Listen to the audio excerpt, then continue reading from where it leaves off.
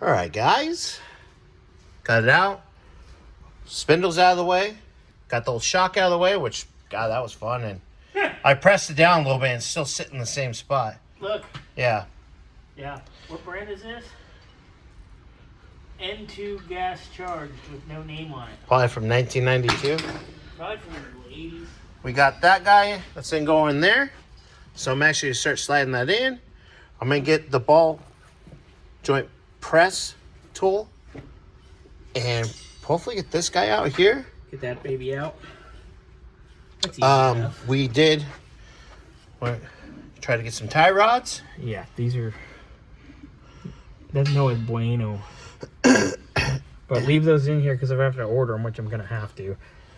You know, so if we have to move the car, we can at least move the car. So, and brake hoses we need for sure. Yeah. Those are nasty. That other side one is completely correct. Yeah. So I'll get the new shock in. I'll get this pressed out. Get the new one pressed in. I'll get the sway bar link on this side put in. I can get the spindle. I'll measure this before you do it. I'm going to measure this so I can make a template. Just in case I have to fabricate something for the other side. Because trying to find a replacement lower is not going to be fun. I got the uppers. You have uppers? I thought you only have downers. No, I have a couple lowers.